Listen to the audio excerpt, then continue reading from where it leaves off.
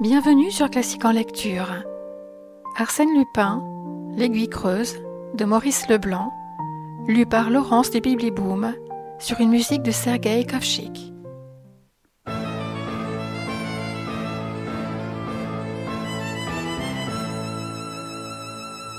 Chapitre 5 « Sur la piste »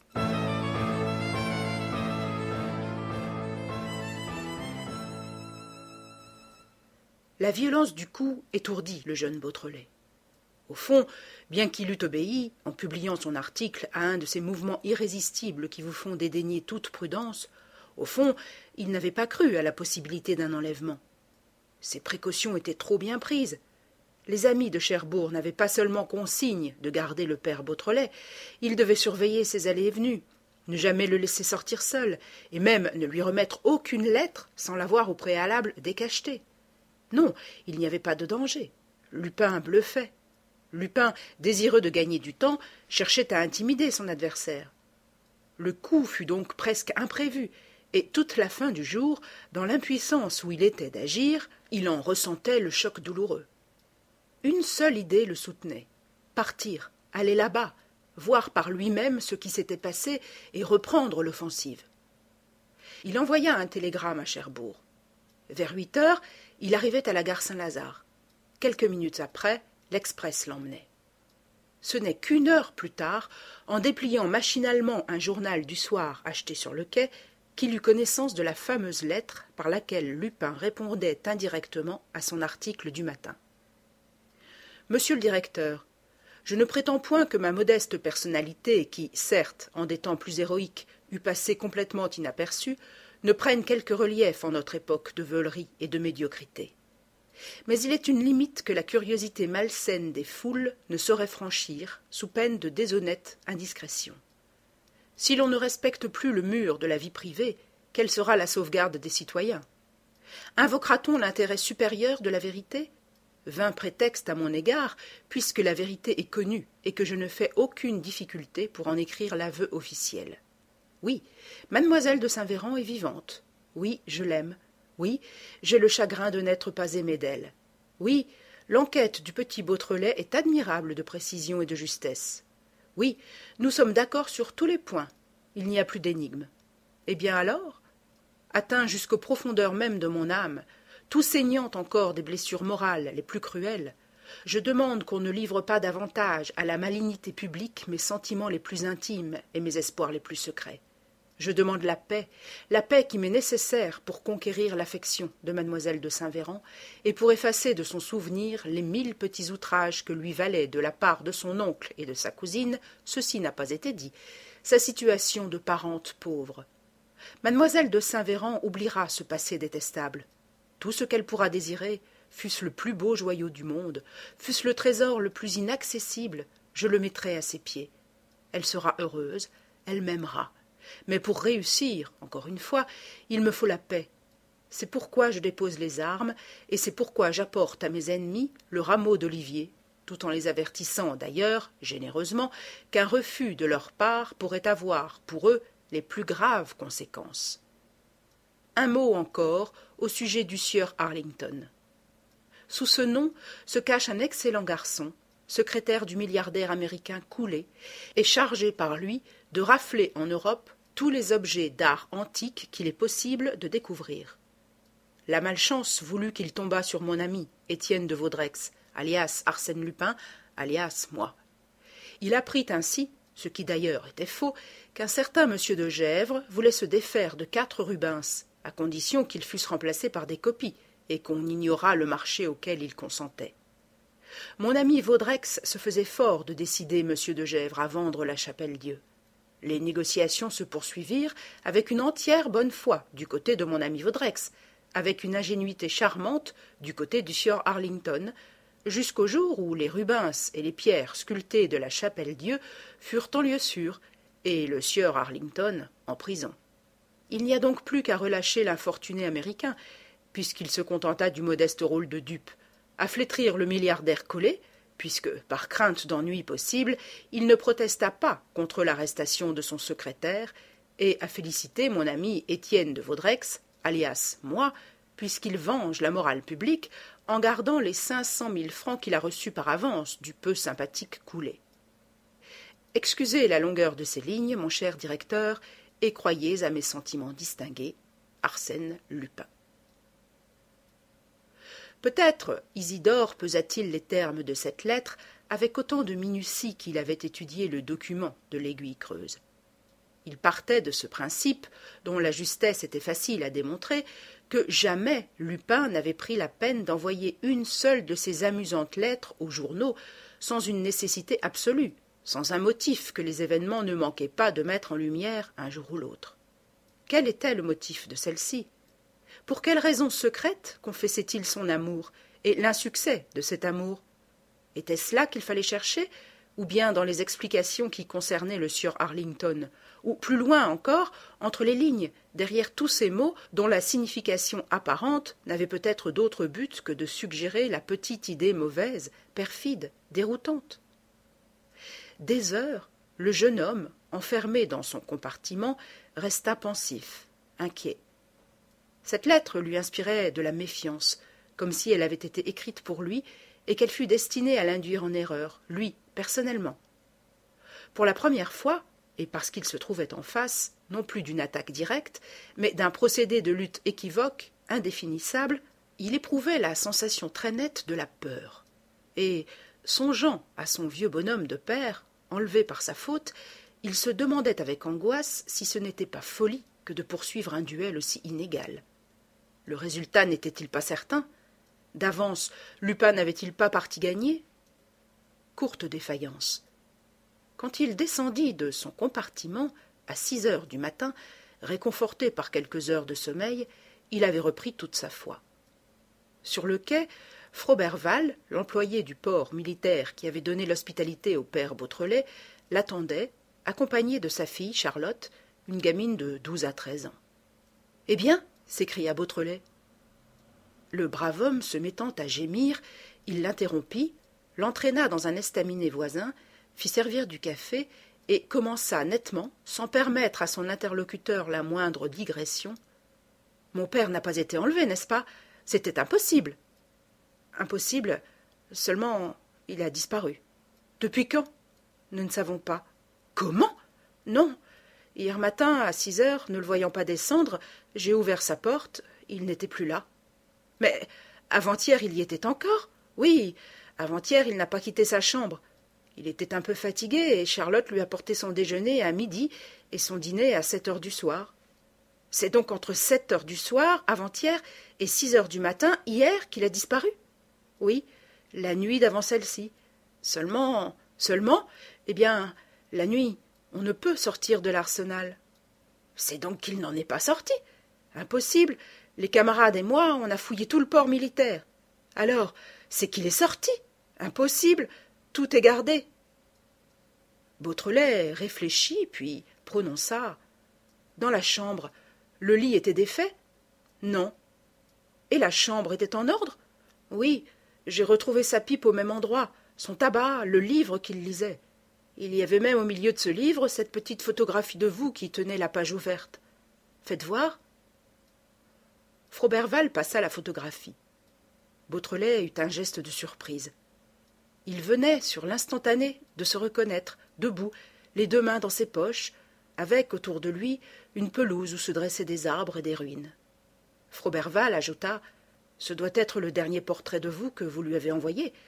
Tenez, par derrière, il y a la date, 3 avril, le nom du photographe, R. de Val, et le nom de la ville, Lyon. Lyon-sur-Mer, peut-être. » Isidore, en effet, avait retourné le carton et lisait cette petite note de sa propre écriture, R. de Val, 3, 4, Lyon. Il garda le silence durant quelques minutes. Il reprit.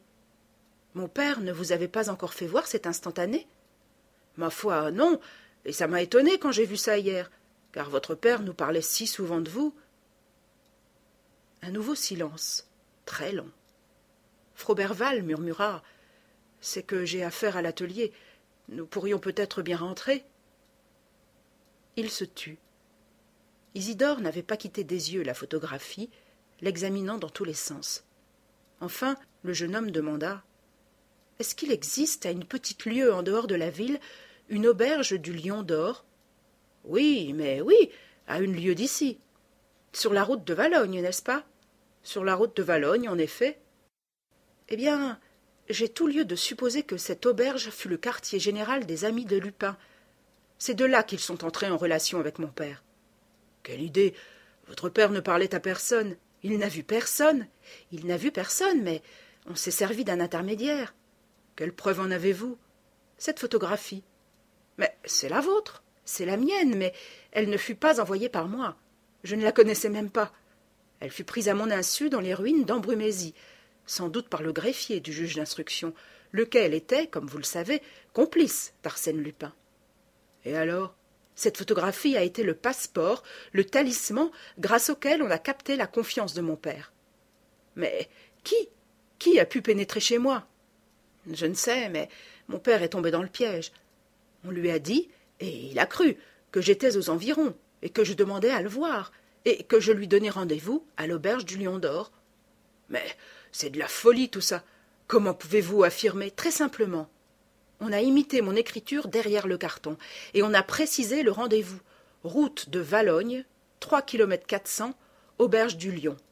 Mon père est venu, et on s'est emparé de lui, voilà tout. Oh, soit, murmura Froberval abasourdi.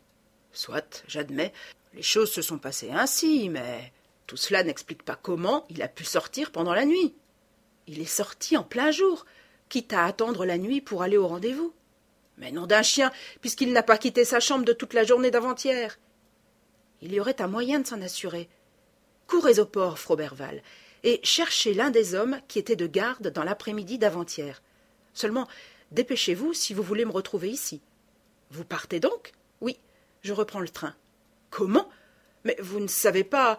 Votre enquête? Mon enquête est terminée. Je sais à peu près tout ce que je voulais savoir. Dans 1 heure, j'aurai quitté Cherbourg. Froberval s'était levé. Il regarda Beautrelet d'un air absolument ahuri, hésita un moment, puis saisit sa casquette. « Tu viens, Charlotte ?»« Non, dit Beautrelet, j'aurai encore besoin de quelques renseignements.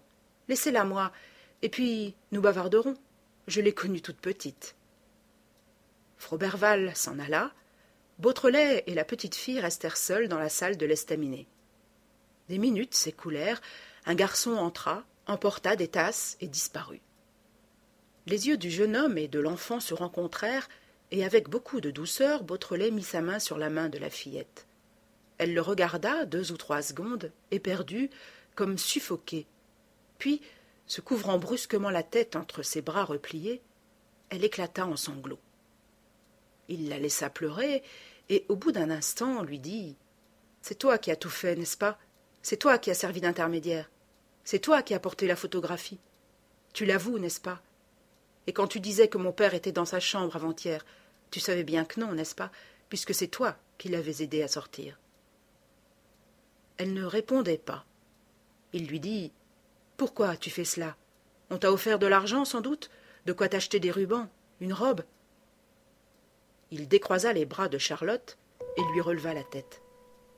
Il aperçut un pauvre visage sillonné de larmes, un visage gracieux, inquiétant et mobile de ces fillettes qui sont destinées à toutes les tentations, à toutes les défaillances. « Allons, reprit Beautrelet, c'est fini, n'en parlons plus. Je ne te demande même pas comment ça s'est passé. Seulement, tu vas me dire tout ce qui peut m'être utile. As-tu surpris quelque chose, un mot de ces gens-là? Comment s'est effectué l'enlèvement ?» Elle répondit aussitôt « En auto.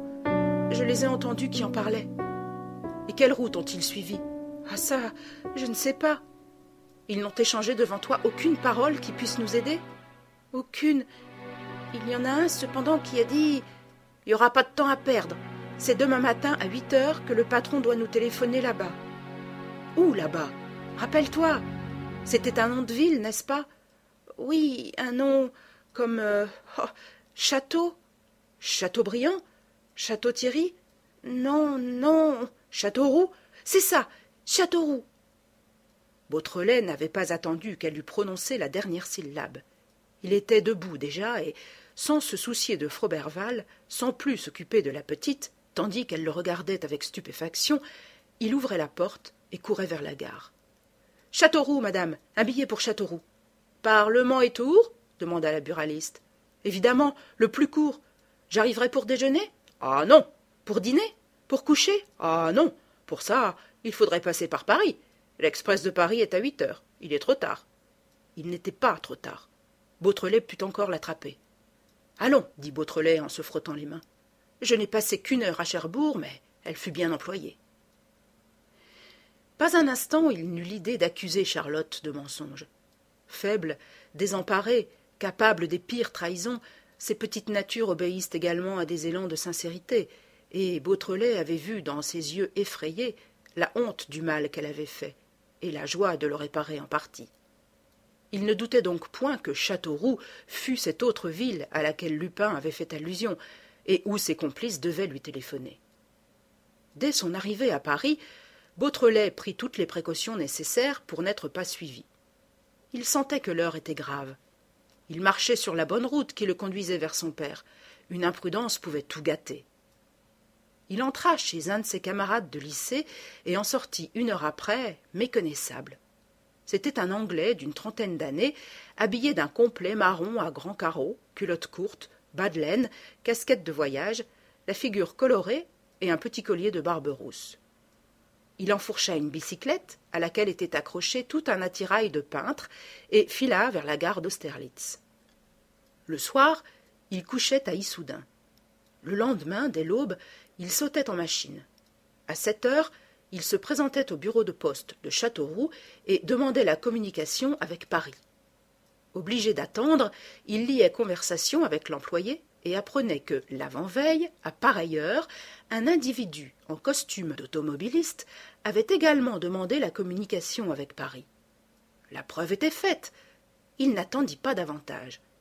L'après-midi, il savait, par des témoignages irrécusables, qu'une limousine, suivant la route de Tours, avait traversé le bourg de Buzancais, puis la ville de Châteauroux, et s'était arrêtée au-delà de la ville, sur la lisière de la forêt.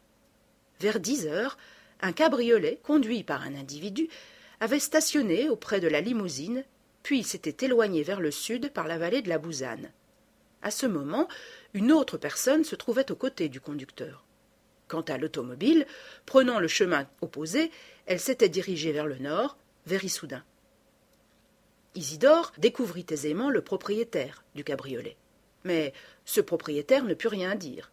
Il avait loué sa voiture et son cheval à un individu qui les avait ramenés lui-même le lendemain.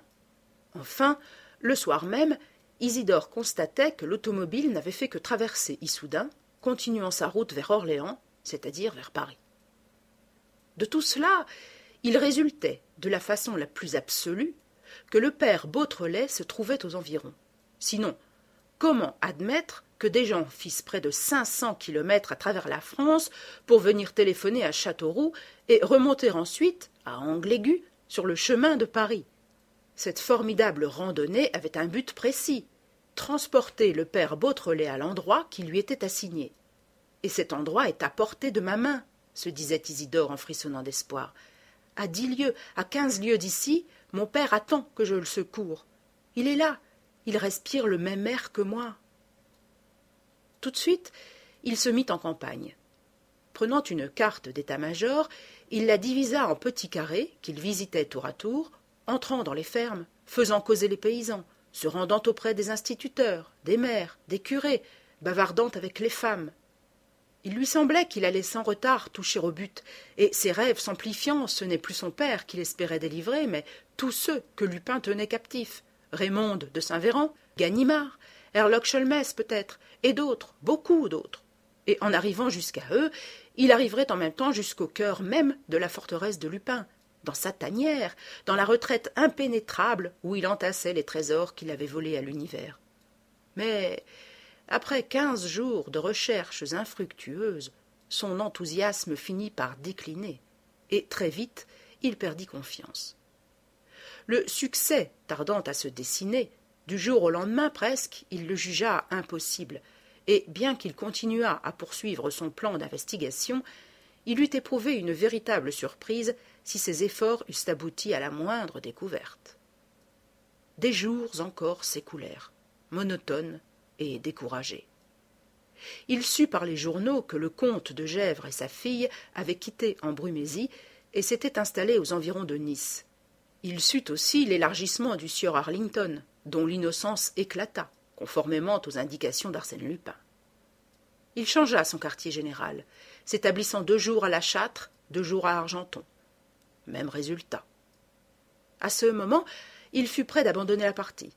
Évidemment, le cabriolet qui avait emmené son père n'avait dû fournir qu'une étape, à laquelle une autre étape, fournie par une autre voiture, avait succédé, et son père était loin.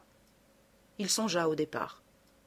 Or, un lundi matin, il aperçut sur l'enveloppe d'une lettre non affranchie qu'on lui renvoyait de Paris, il aperçut une écriture qui le bouleversa. Son émotion fut telle, durant quelques minutes, qu'il n'osait ouvrir par peur d'une déception. Sa main tremblait. Était-ce possible?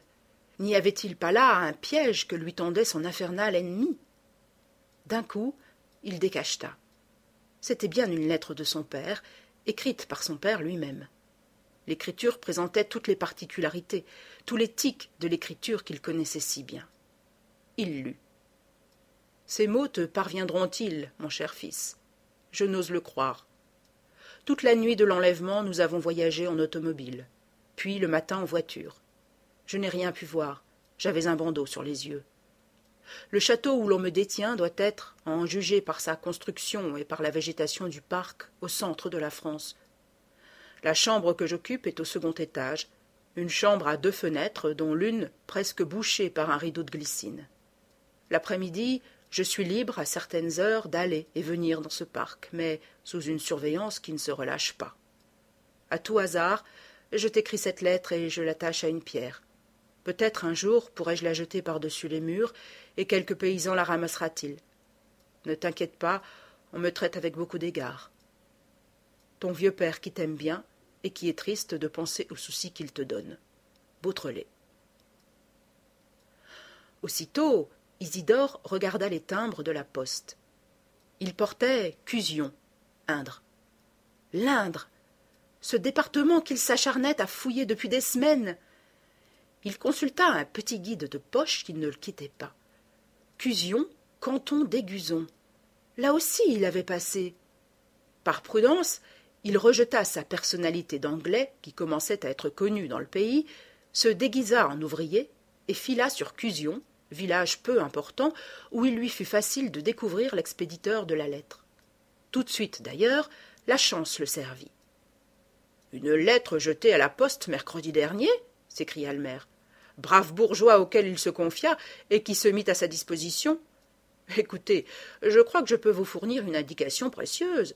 Samedi matin, un vieux rémouleur qui fait toutes les foires du département, le père Charel que j'ai croisé au bout du village, m'a demandé « Monsieur le maire, une lettre qui n'a pas de timbre, ça part tout de même ?»« Dame, et ça arrive à destination ?»« Parbleu, seulement il y a un supplément de taxe à payer, voilà tout. »« Et il habite, le père Charel ? Il habite là-bas tout seul sur le coteau, la masure après le cimetière. Voulez-vous que je vous accompagne ?» C'était une masure isolée, au milieu d'un verger qu'entouraient de hauts arbres. Quand ils pénétrèrent, 3 pies s'envolaient de la niche même où le chien de garde était attaché. Et le chien n'aboya pas et ne bougea pas à leur approche.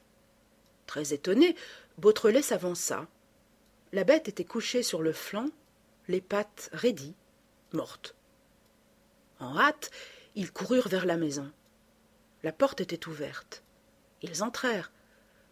Au fond d'une pièce humide et basse, sur une mauvaise paillasse jetée à même le sol, un homme gisait tout habillé. « Le père Charel !» s'écria le maire. « Est-ce qu'il est mort, lui aussi ?» Les mains du bonhomme étaient froides, son visage d'une pâleur effrayante, mais le cœur battait encore, d'un rythme faible et lent, et il ne semblait avoir aucune blessure. Ils essayèrent de le ranimer, et comme ils n'y parvenaient pas, Beautrelet se mit en quête d'un médecin. Le médecin ne réussit pas davantage. Le bonhomme ne paraissait pas souffrir. On eût dit qu'il dormait simplement, mais d'un sommeil artificiel, comme si on l'avait endormi par hypnose ou à l'aide d'un narcotique. Au milieu de la nuit suivante, cependant, Isidore, qui le veillait, remarqua que sa respiration devenait plus forte et que tout son être avait l'air de se dégager des liens invisibles qui le paralysaient. À l'aube, il se réveilla et reprit ses fonctions normales, mangea, but et se remua. Mais de toute la journée, il ne put répondre aux questions du jeune homme, le cerveau comme engourdi encore par une inexplicable torpeur. Le lendemain, il demanda à Beautrelet « Qu'est-ce que vous faites là, vous ?» C'était la première fois qu'il s'étonnait de la présence d'un étranger auprès de lui. Peu à peu, de la sorte, il retrouva toute sa connaissance. Il parla, il fit des projets, mais quand Beautrelet l'interrogea sur les événements qui avaient précédé son sommeil, il sembla ne pas comprendre. Et réellement, Beautrelet sentit qu'il ne comprenait pas. Il avait perdu le souvenir de ce qui s'était passé depuis le vendredi précédent. C'était comme un gouffre subi dans la coulée ordinaire de sa vie. Il racontait sa matinée et son après-midi du vendredi, les marchés conclus à la foire, le repas qu'il avait pris à l'auberge, puis plus rien. Il croyait se réveiller au lendemain de ce jour. Ce fut horrible pour Beautrelet.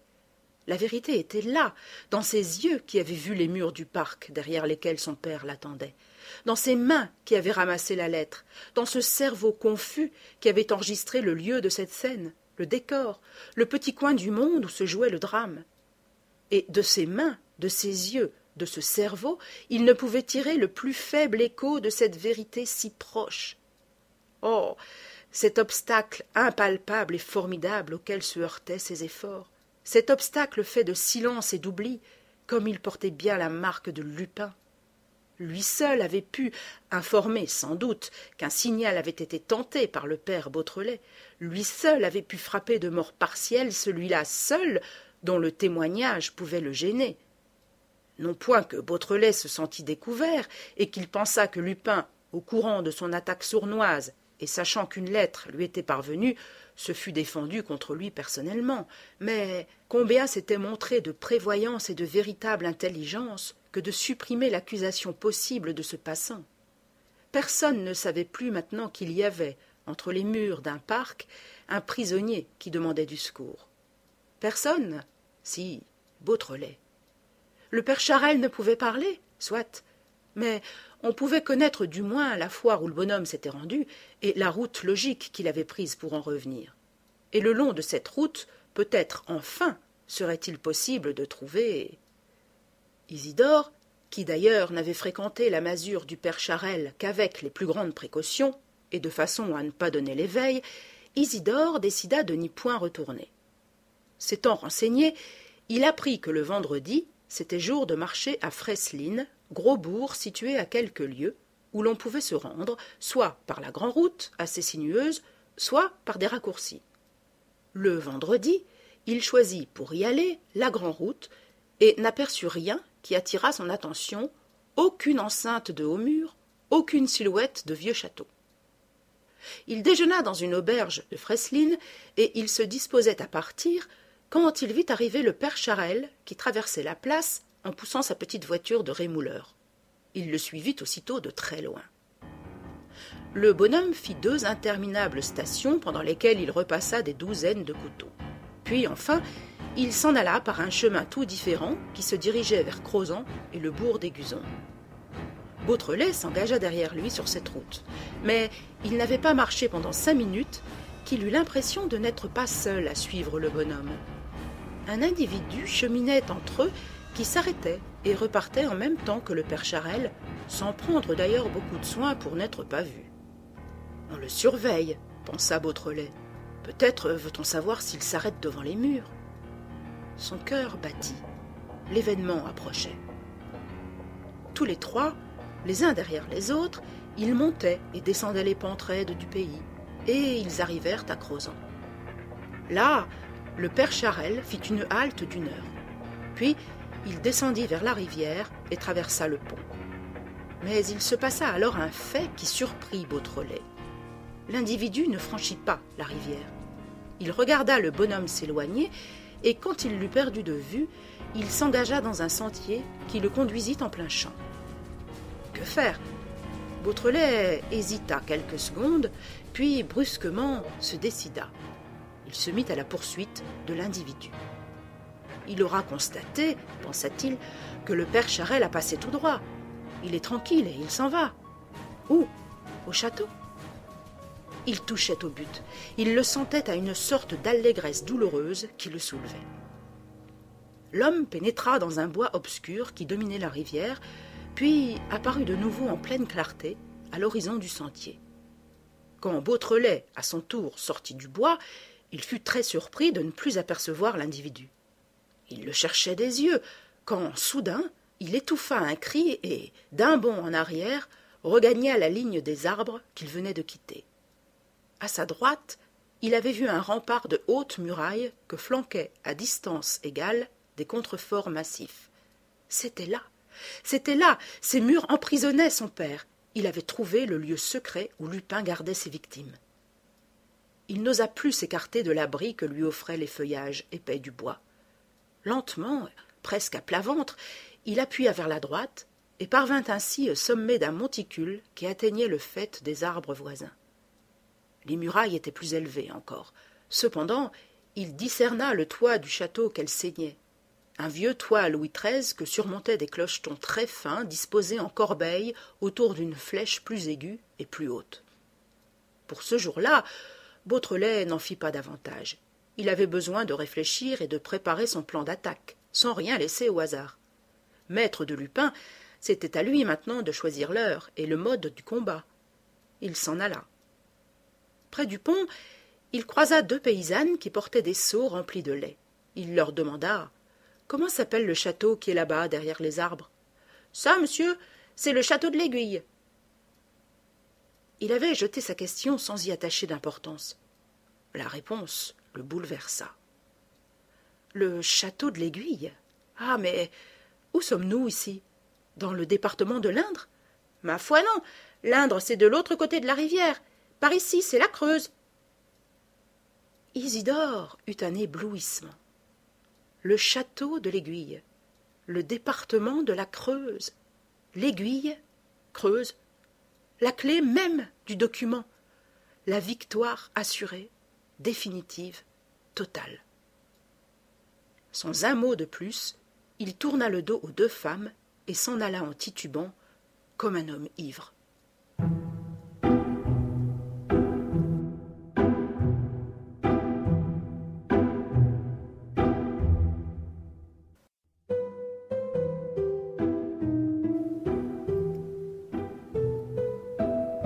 Chapitre 6. Un secret historique. La résolution de Beautrelet fut immédiate. Il agirait seul. Prévenir la justice était trop dangereux. Outre qu'il ne pouvait offrir que des présomptions, il craignait les lenteurs de la police, les indiscrétions certaines, toute une enquête préalable pendant laquelle Lupin, inévitablement averti, aurait le loisir d'effectuer sa retraite en bon ordre.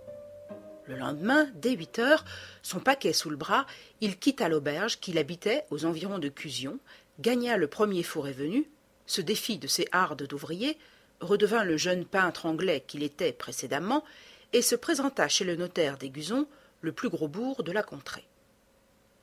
Il raconta que le pays lui plaisait et que, s'il trouvait une demeure convenable, il s'y installerait volontiers avec ses parents. Le notaire indiqua plusieurs domaines. Beautrelet insinua qu'on lui avait parlé du château de l'Aiguille, au nord de la Creuse. « En effet, mais le château de l'Aiguille, qui appartient à un de mes clients depuis 5 ans, n'est pas à vendre. »« Il l'habite alors ?»« Il l'habitait, ou plutôt sa mère, mais celle-ci, trouvant le château un peu triste, ne s'y plaisait pas, de sorte qu'ils l'ont quitté l'année dernière. »« Et personne n'y demeure ?»« Si, un Italien auquel mon client l'a loué pour la saison d'été, le baron Anfredi. »« Ah, le baron Anfredi, un homme encore jeune, l'air assez gourmet. Ma foi, je n'en sais rien. Mon client a traité directement. Il n'y a pas eu de bail, une simple lettre. Mais vous connaissez le baron? Non, il ne sort jamais du château. En automobile, quelquefois, et la nuit, paraît-il. Les provisions sont faites par une vieille cuisinière qui ne parle à personne. Des drôles de gens. Votre client consentirait-il à vendre son château? Oh, je ne crois pas. C'est un château historique, du plus pur style Louis XIII. Mon client y tenait beaucoup, et s'il n'a pas changé d'avis, vous pouvez me donner son nom? Louis Valméras, 34 rue du Montabor. Beautrelet prit le train de Paris à la station la plus proche. Le surlendemain, après 3 visites infructueuses, il trouva enfin Louis Valméras. C'était un homme d'une 30aine d'années, au visage ouvert et sympathique. Beautrelet, jugeant inutile de biaiser, nettement se fit connaître et raconta ses efforts et le but de sa démarche.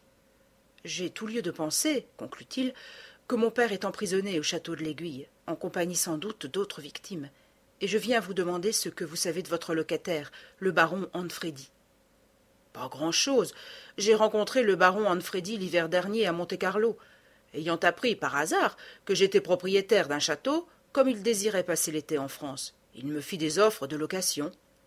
C'est un homme encore jeune, oui, des yeux très énergiques, des cheveux blonds. De la barbe? Oui, terminée par 2 pointes qui retombent sur un faux col fermant par derrière, comme le col d'un clergyman. D'ailleurs, il a quelque peu l'air d'un prêtre anglais. C'est lui, murmura Beautrelet, c'est lui, tel que je l'ai vu. C'est son signalement exact. Comment? Vous croyez? Je crois, je suis sûr que votre locataire n'est autre qu'Arsène Lupin. L'histoire amusa Louis Valméras. Il connaissait toutes les aventures de Lupin et les péripéties de sa lutte avec Beautrelet. Il se frotta les mains. Alors, le château de l'Aiguille va devenir célèbre, ce qui n'est pas pour me déplaire, car au fond, depuis que ma mère n'y habite plus, j'ai toujours eu l'idée de m'en débarrasser à la première occasion. Après cela, je trouverai acheteur. Seulement, je vous demanderai de n'agir qu'avec la plus extrême prudence, et de ne prévenir la police qu'en toute certitude. Voyez-vous que mon locataire ne soit pas Lupin? Beautrelet exposa son plan. Il irait seul, la nuit, il franchirait les murs, se cacherait dans le parc. Louis Valméras l'arrêta tout de suite. Vous ne franchirez pas si facilement des murs de cette hauteur. Si vous y parvenez, vous serez accueilli par 2 énormes molosses qui appartiennent à ma mère, et que j'ai laissés au château. Bah, une boulette, je vous remercie, mais supposons que vous leur échappiez. Et après? Comment entrerez-vous dans le château? Les portes sont massives, les fenêtres sont grillées. Et d'ailleurs, une fois entré, qui vous guiderait? Il y a 80 chambres. Oui, mais cette chambre a 2 fenêtres, au second étage. Je la connais, nous l'appelons la chambre des Glycines. Mais comment la trouverez-vous? Il y a 3 escaliers et un labyrinthe de couloirs. J'aurais beau vous donner le fil, vous expliquer le chemin à suivre, vous vous perdrez. Venez avec moi, dit Beautrelet en riant. Impossible, j'ai promis à ma mère de la rejoindre dans le midi. Beautrelet retourna chez l'ami qui lui offrait l'hospitalité et commença ses préparatifs. Mais, vers la fin du jour, comme il se disposait à partir, il reçut la visite de Valméras.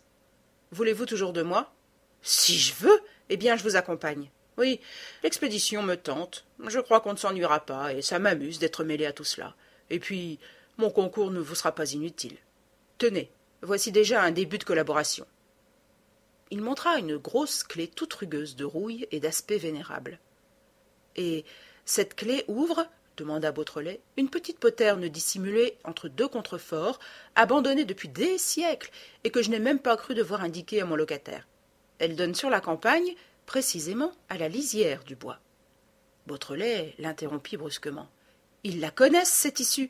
C'est évidemment par là que l'individu que je suivais a pénétré dans le parc. Allons, la partie est belle et nous la gagnerons. Mais fichtre, il s'agit de jouer serré. » 2 jours après, au pas d'un cheval famélique, arrivait à Crozon une roulotte de bohémiens que son conducteur obtint l'autorisation de remiser au bout du village, sous un ancien hangar déserté. Outre le conducteur, qui n'était autre que Valméras, il y avait 3 jeunes gens occupés à tresser des fauteuils avec des brins d'osier. Beautrelet et 2 de ses camarades de Janson. Ils demeurèrent là 3 jours, attendant une nuit propice et rôdant isolément aux alentours du parc. Une fois, Beautrelet aperçut la poterne. Pratiquée entre 2 contreforts, elle se confondait presque derrière le voile de ronces qui la masquait avec le dessin formé par les pierres de la muraille. Enfin, le 4e soir, le ciel se couvrit de gros nuages noirs et Valméras décida qu'on irait en reconnaissance, quitte à rebrousser chemin si les circonstances n'étaient pas favorables. Tous 4, ils traversèrent le petit bois. Puis, Beautrelet rampa parmi les bruyères, écorcha ses mains à l'arrêt de ronces et, se soulevant à moitié, lentement, avec des gestes qui se retenaient, introduisit la clé dans la serrure. Doucement, il tourna. La porte allait-elle s'ouvrir sous son effort? Un verrou ne la fermait-il pas de l'autre côté? Il poussa, la porte s'ouvrit, sans grincement, sans secousse. Il était dans le parc. « Vous êtes là, Beautrelet ?» demanda Valméras. « Attendez-moi. Vous deux, mes amis, surveillez la porte pour que notre retraite ne soit pas coupée. À la moindre alerte, un coup de sifflet. » Il prit la main de Beautrelet et ils s'enfoncèrent dans l'ombre épaisse des fourrés. Un espace plus clair s'offrit à eux quand ils arrivèrent au bord de la pelouse centrale. Au même moment, un rayon de lune filtra et ils aperçurent le château avec ses clochetons pointus disposés autour de cette flèche effilée à laquelle, sans doute, il devait son nom. Aucune lumière aux fenêtres, aucun bruit. Valméras empoigna le bras de son compagnon. « Taisez-vous !»« Quoi ? Les chiens là-bas, vous voyez ?» Un grognement se fit entendre. Valméras siffla très bas.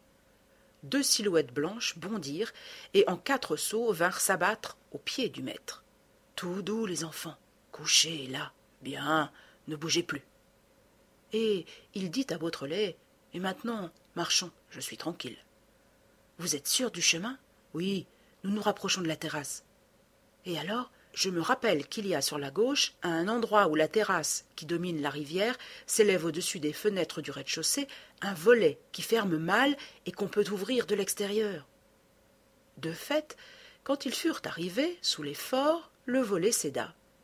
Avec une pointe de diamant, Valméras coupa un carreau. Il tourna l'espagnolette. L'un après l'autre, ils franchirent le balcon. Cette fois, ils étaient dans le château. « La pièce où nous sommes, dit Valméras, se trouve au bout du couloir. Puis, il y a un immense vestibule orné de statues, et à l'extrémité du vestibule, un escalier qui conduit à la chambre occupée par votre père. » Il avança d'un pas. « Vous venez, Beautrelet ? » ?»« Oui, oui. Mais non, vous ne venez pas. Qu'est-ce que vous avez ?» Il lui saisit la main.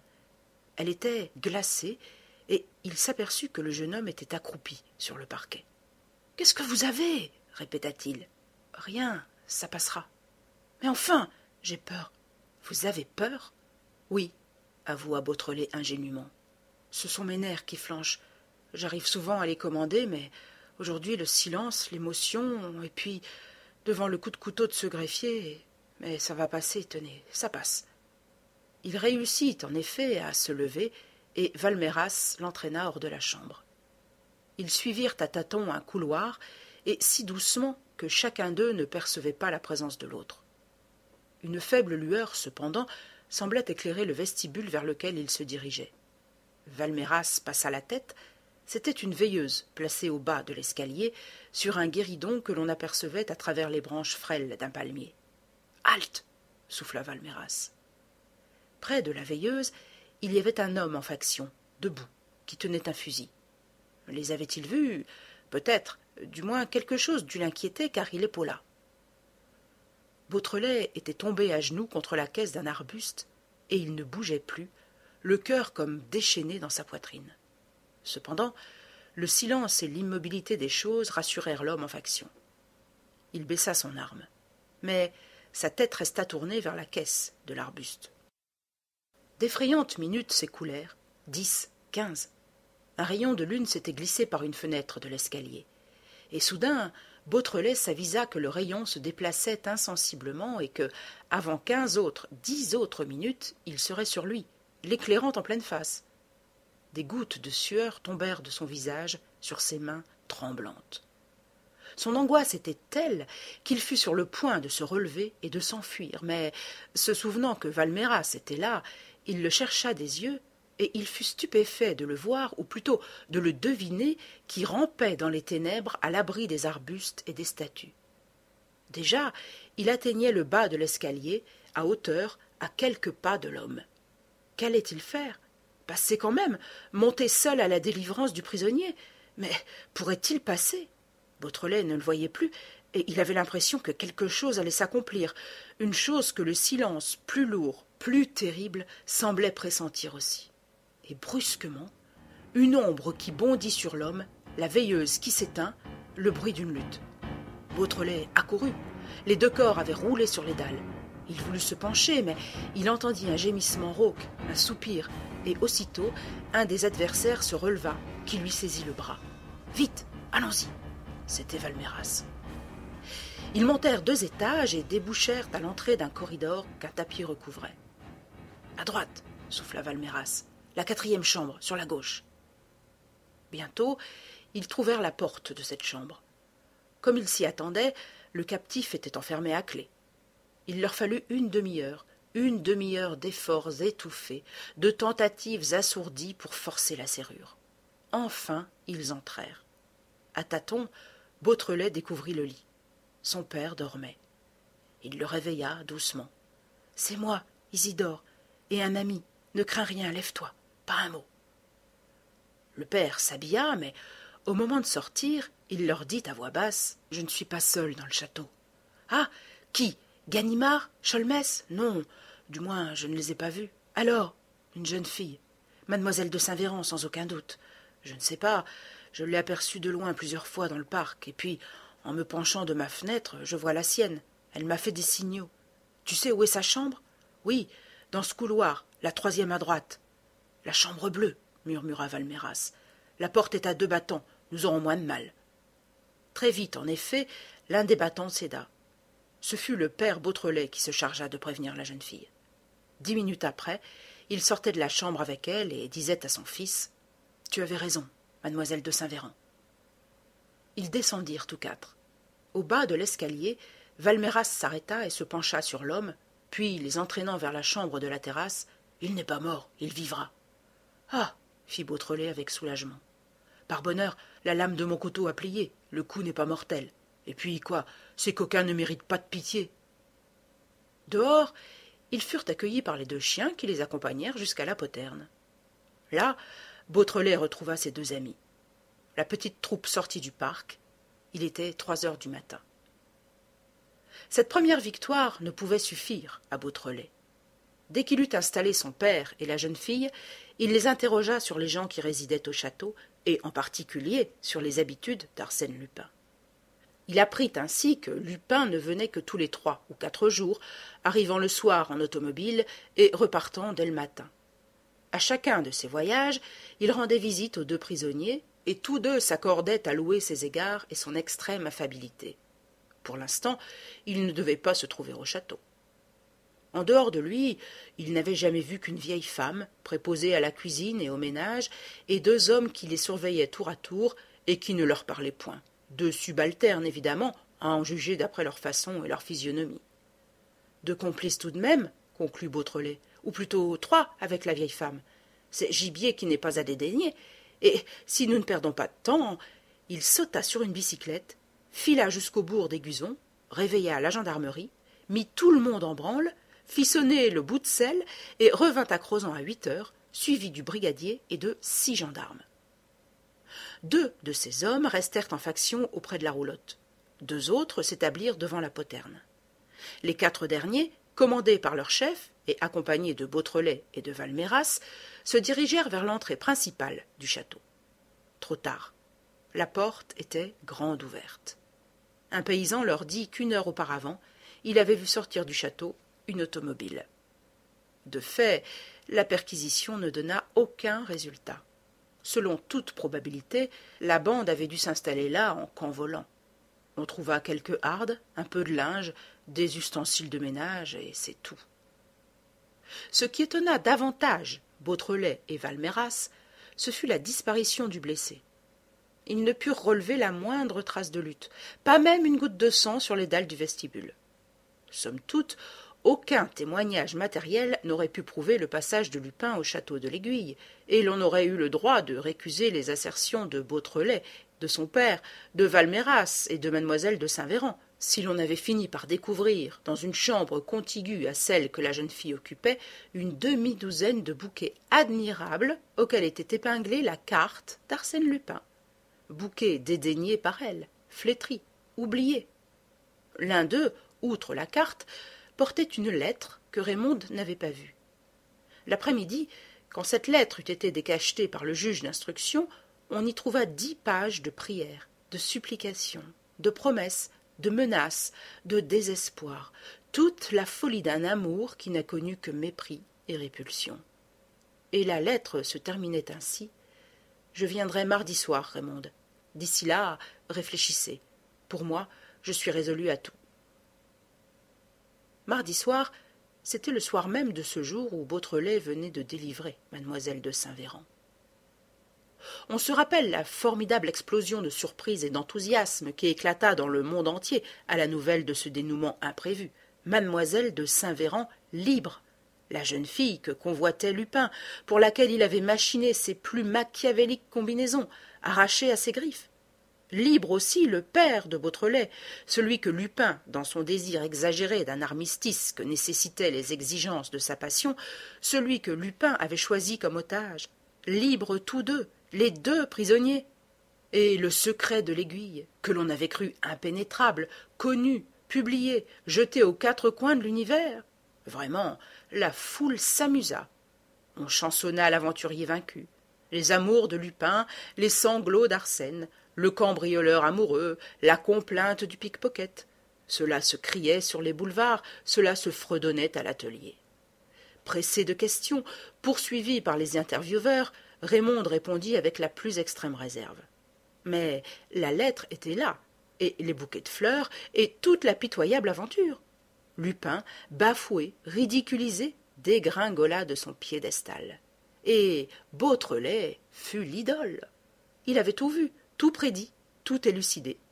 La déposition que mademoiselle de Saint-Véran fit devant le juge d'instruction au sujet de son enlèvement confirma l'hypothèse qu'avait imaginée le jeune homme.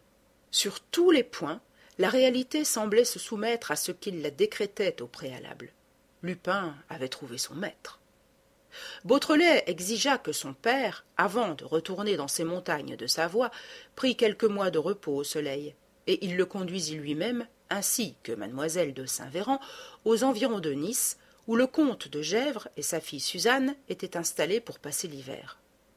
Le surlendemain, Valméras amenait sa mère auprès de ses nouveaux amis, et ils composèrent ainsi une petite colonie, groupée autour de la villa de Gesvres, et sur laquelle veillaient nuit et jour une demi-douzaine d'hommes engagés par le comte. Au début d'octobre, Beautrelet, élève de rhétorique, alla reprendre à Paris le cours de ses études et préparer ses examens. Et la vie recommença, calme cette fois, et sans incident. Que pouvait-il d'ailleurs se passer? La guerre n'était-elle pas finie?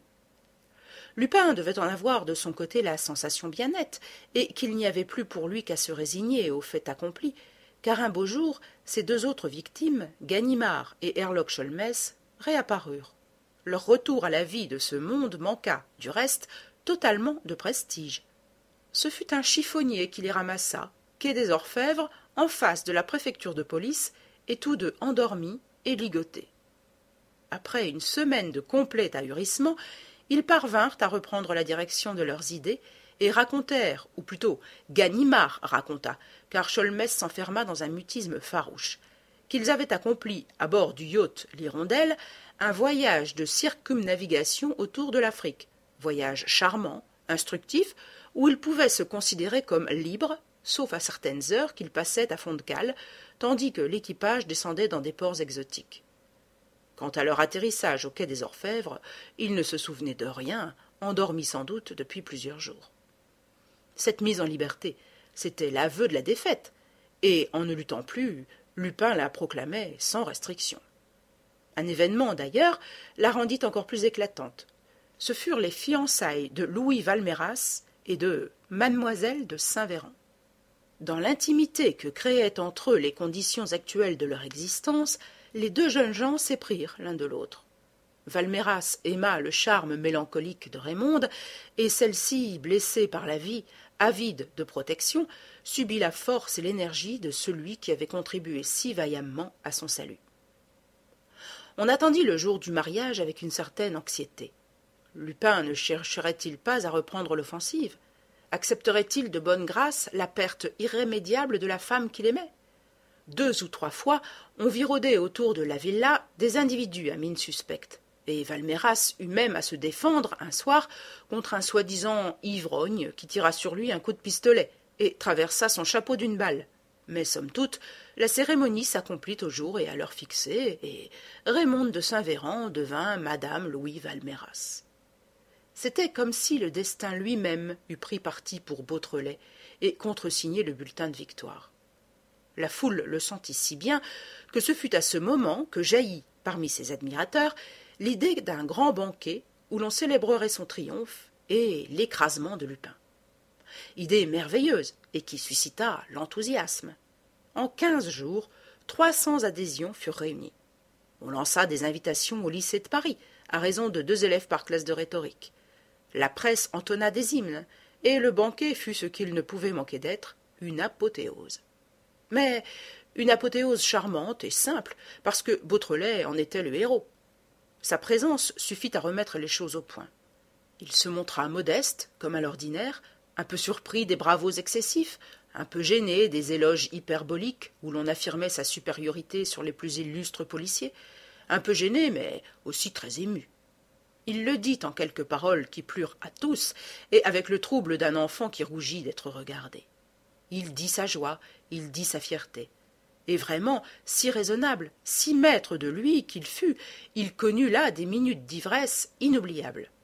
Il souriait à ses amis, à ses camarades de Janson, à Valméras, venu spécialement pour l'applaudir, à M. de Gesvres, à son père. Or, comme il finissait de parler et qu'il tenait encore son verre en main, un bruit de voix se fit entendre à l'extrémité de la salle, et l'on vit quelqu'un qui gesticulait en agitant un journal. On rétablit le silence, l'importun se rassit, mais un frémissement de curiosité se propageait tout autour de la table. Le journal passait de main en main, et chaque fois qu'un des convives jetait les yeux sur la page offerte, c'étaient des exclamations. « Lisez, lisez » criait-on du côté opposé. À la table d'honneur, on se leva. Le père Beautrelet alla prendre le journal et le tendit à son fils. « Lisez, lisez » cria-t-on plus fort. Et d'autres proféraient. « Écoutez donc, il va lire, écoutez » Beautrelet, debout, face au public, cherchait des yeux, dans le journal du soir que son père lui avait donné, l'article qui suscitait un tel vacarme, et soudain, ayant aperçu un titre souligné au crayon bleu, il leva la main pour réclamer le silence, et il lut d'une voix que l'émotion altérait de plus en plus ces révélations stupéfiantes qui réduisaient à néant tous ses efforts, bouleversaient ses idées sur l'aiguille creuse et marquaient la vanité de sa lutte contre Arsène Lupin. Lettre ouverte de M. Massiban de l'Académie des inscriptions et belles-lettres. Monsieur le directeur, le 17 mars 1679, je dis bien 1679, c'est-à-dire sous Louis XIV, un tout petit livre fut publié à Paris avec ce titre « Le mystère de l'aiguille creuse ». Toute la vérité dénoncée pour la première fois. 100 exemplaires imprimés par moi-même et pour l'instruction de la cour. À 9 heures du matin, ce jour du 17 mars, l'auteur, un très jeune homme, bien vêtu, dont on ignore le nom, se mit à déposer ce livre chez les principaux personnages de la cour. À 10 heures, alors qu'il avait accompli 4 de ses démarches, il était arrêté par un capitaine des gardes, lequel l'amenait dans le cabinet du roi et repartait aussitôt à la recherche des 4 exemplaires distribués. Quand les 100 exemplaires furent réunis, comptés, feuilletés avec soin et vérifiés, le roi les jeta lui-même au feu, sauf un, qu'il conserva par devers lui. Puis, il chargea le capitaine des gardes de conduire l'auteur du livre à M. de Saint-Mars, lequel Saint-Mars enferma son prisonnier d'abord à Pignerol, puis dans la forteresse de l'île Sainte-Marguerite. Cet homme n'était autre, évidemment, que le fameux homme au masque de fer. Jamais la vérité n'eût été connue, ou du moins une partie de la vérité, si le capitaine des gardes, qui avait assisté à l'entrevue, profitant d'un moment où le roi s'était détourné, n'avait eu la tentation de retirer de la cheminée, avant que le feu ne l'atteignît, un autre des exemplaires.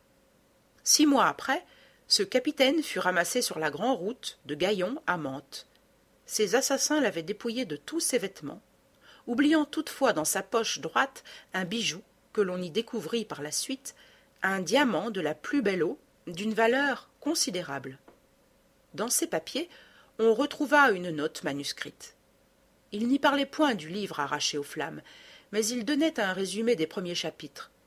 Il s'agissait d'un secret qui fut connu des rois d'Angleterre, perdue par eux au moment où la couronne du pauvre fou Henri VI passa sur la tête du duc d'York, dévoilée au roi de France Charles VII par Jeanne d'Arc, et qui, devenu secret d'État, fut transmis de souverain en souverain par une lettre chaque fois recachetée que l'on trouvait au lit de mort du défunt avec cette mention « Pour le roi de France ». Ce secret concernait l'existence et déterminait l'emplacement d'un trésor formidable, possédé par les rois et qui s'accroissait de siècle en siècle. Mais 114 ans plus tard, Louis XVI, prisonnier au Temple, prit à part l'un des officiers qui était chargé de surveiller la famille royale et lui dit « Monsieur, vous n'aviez pas, sous mon aïeul, le grand roi, un ancêtre qui servait comme capitaine des gardes ?»« Oui, sire. »« Eh bien, seriez-vous homme ?» Il hésita. L'officier acheva la phrase. « À ne pas vous trahir ? Oh, sire, alors écoutez-moi. » Le roi tira de sa poche un petit livre, dont il arracha l'une des dernières pages. Mais se ravisant, « Non, il vaut mieux que je copie. » Il prit une grande feuille de papier, qu'il déchira de façon à ne garder qu'un petit espace rectangulaire, sur lequel il copia 5 lignes de points, de lignes et de chiffres que portait la page imprimée. Puis, ayant brûlé celle-ci, il plia en 4 la feuille manuscrite, la cacheta de cire rouge et la donna. « Monsieur, après ma mort, vous remettrez cela à la reine, et vous lui direz « De la part du roi, madame, pour votre majesté et pour son fils. » Si elle ne comprend pas, vous ajouterez « Il s'agit du secret de l'aiguille. » La reine comprendra. Ayant parlé, il jeta le livre parmi les braises qui rougissaient dans l'âtre. Le 21 janvier, il montait sur l'échafaud. Il fallut 2 mois à l'officier, par suite du transfert de la reine à la conciergerie, pour accomplir la mission dont il était chargé. Enfin, à force d'intrigues sournoises, il réussit un jour à se trouver en présence de Marie-Antoinette. Il lui dit de manière qu'elle put tout juste entendre « De la part du feu roi, madame, pour votre majesté et son fils. » Et il lui offrit la lettre cachetée. Elle s'assura que les gardiens ne pouvaient la voir, brisa les cachets, sembla surprise à la vue de ces lignes indéchiffrables, puis tout de suite parut comprendre. Elle sourit amèrement, et l'officier perçut ces mots. « Pourquoi si tard ?» Elle hésita. Où cacher ce document dangereux? Enfin, elle ouvrit son livre d'heures, et, dans une sorte de poche secrète pratiquée entre le cuir de reliure et le parchemin qui le recouvrait, elle glissa la feuille de papier. « Pourquoi si tard ?» avait-elle dit. Il est probable, en effet, que ce document, s'il avait pu lui apporter le salut, arrivait trop tard, car au mois d'octobre suivant, la reine Marie-Antoinette, à son tour, montait sur l'échafaud. Or, cet officier, en feuilletant les papiers de sa famille, trouva la note manuscrite de son arrière-grand-père, le capitaine des gardes de Louis XIV. À partir de ce moment, il n'eut plus qu'une idée, c'est de consacrer ses loisirs à élucider cet étrange problème.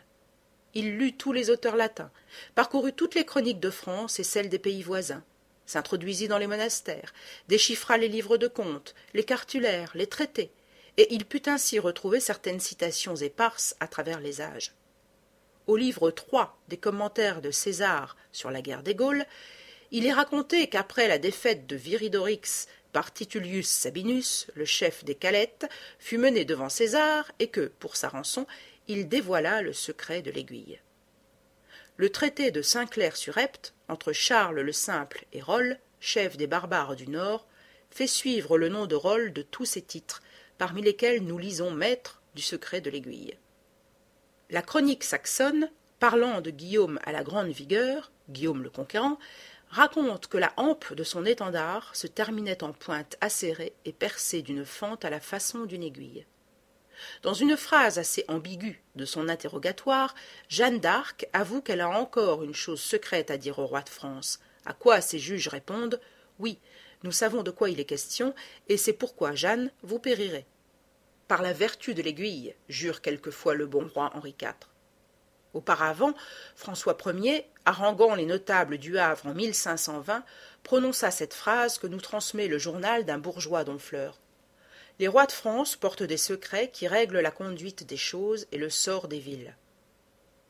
Toutes ces citations, monsieur le directeur, tous les récits qui concernent le masque de fer, Le capitaine des gardes et son arrière-petit-fils, je les ai retrouvés aujourd'hui dans une brochure écrite précisément par cet arrière-petit-fils et publiée en juin 1815, la veille ou le lendemain de Waterloo, c'est-à-dire en une période de bouleversement où les révélations qu'elle contenait devaient passer inaperçues.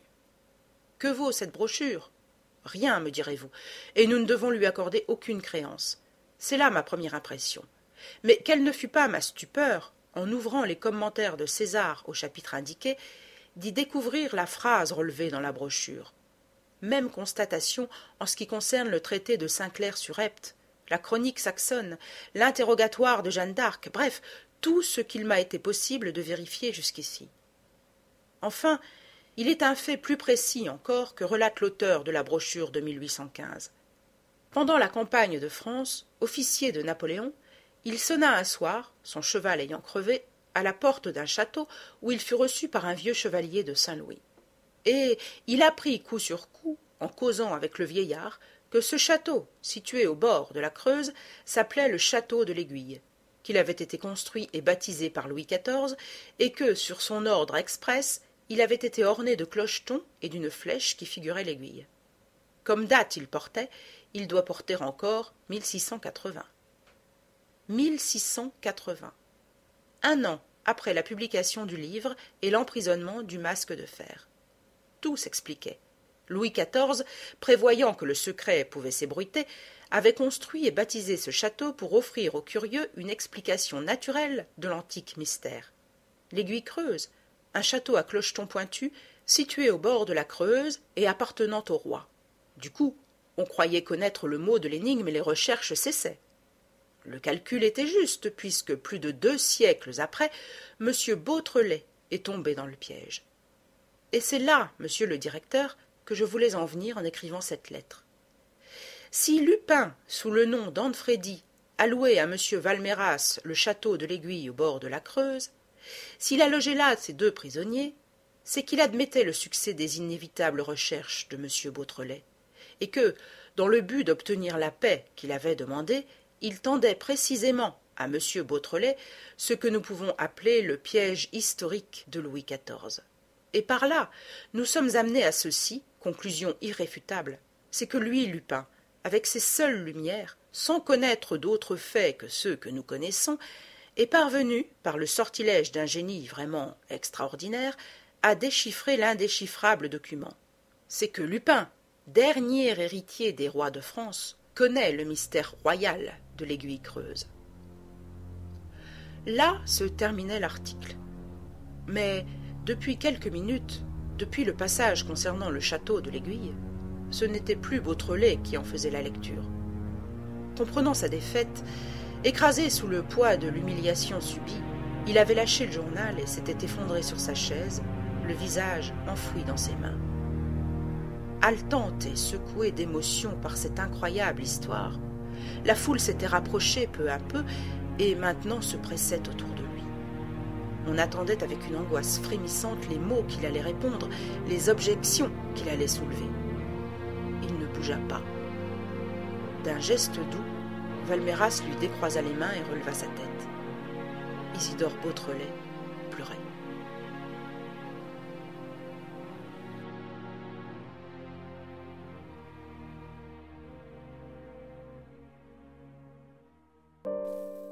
Merci d'avoir écouté les chapitres 5 et 6 de l'Aiguille Creuse de Maurice Leblanc sur Classique en lecture.